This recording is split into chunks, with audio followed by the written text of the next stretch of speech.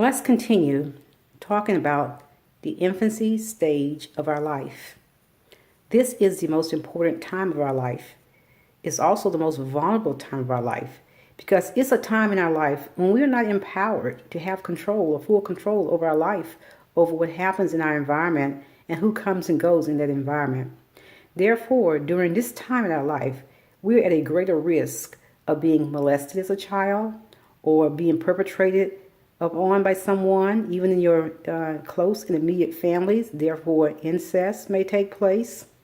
Verbal, physical, and psychological abuse may happen. And when these things happen, it actually stops the maturation of the child mentally and emotionally and psychologically. This child at that point has a burden which he or she has to carry until the time that life would permit, where they're able to release that burden, they're able to forgive themselves, they're able to address this issue and to get on with the business of their life. But I found, and I have sat with and talked with and listened to many people, both male and female, who are stuck there. You know, your parents, those two people who birthed you into the world, they are the most important beings in your life during your infancy state. These are the two people that you learn to trust and that you come to value, and you model your life around the things that they tell you are important.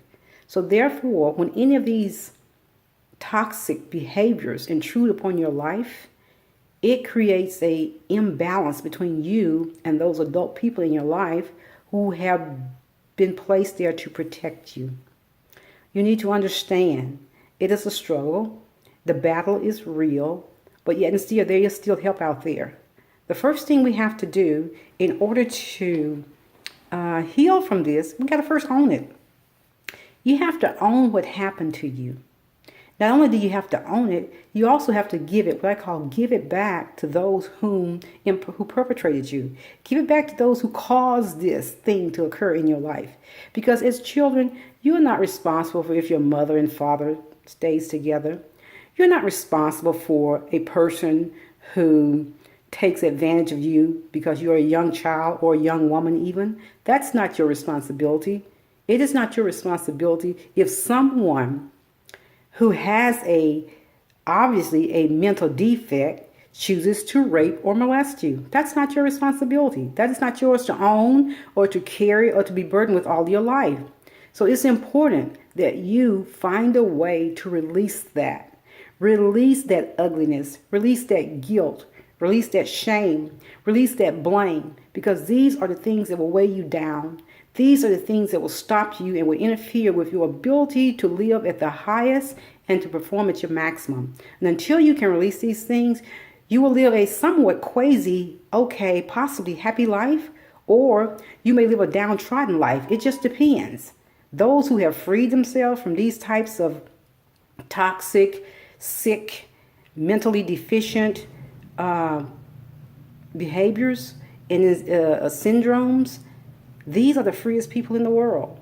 These are the people who go on to do great things with their lives because they realize that they can take this thing, which many may see as a deficiency, they can take that and turn it into something very positive and useful and helpful to others. And in my opinion, that is the purpose of life, is to take whatever has happened to you in your life, no matter how dark and dreary, to take that and use that to the benefit of others. Because when you give your life away to others and you gift them with the things that you have learned about life and show them that you are the shining example of what you can do with your life once you're able to face this enemy, as we would call it, then you give them courage, you give them strength, you give them motivation, and you give them back their life. That, to me, is the greatest gift of all. It's when you can take the lemon, make lemonade, and put cherries in it. Again, I say to you, infancy stage of life, it can last for 70 years or it can last for 7 minutes. It's up to you. Once you recognize it, once you realize you are living with it, then it's up to you about how to go about disarming it. And that is something that no one can do for you except you. There are only ways or tools or skills, but the person who ultimately has to do the work is the person who has been harmed, the person who has been damaged, the person who is distraught. For it's you and you alone can heal yourself. There's no amount of therapy or counseling or anything out there that can do the work for you. All they can do is provide you a service, provide you insight, provide you guidance. But when it comes to the actual mental work, this is work that each and every one must do for him or herself. That's the beauty of the healing of the infancy.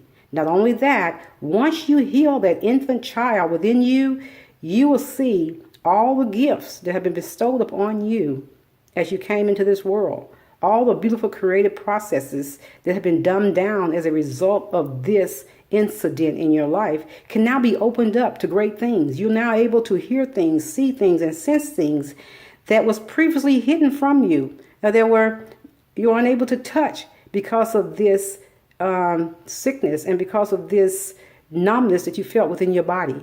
Now you can be free, and you can be forever free. But more importantly, you can also enable others to be free as well. That's when you know you're powerful, when you can take your life lessons and pour them into others and see their life change as a result of what you're giving back to the world. So again, I say to you, remember, it is not the things that happen to you in your life that makes you the person that you are. It's what you do with them, because it's what you do with them that will determine the detriment and the depth and the impact that it has over your life, long lasting. To gift it away to somebody else, it's only going to make you feel better, and it's definitely going to help the other person. Have a nice day.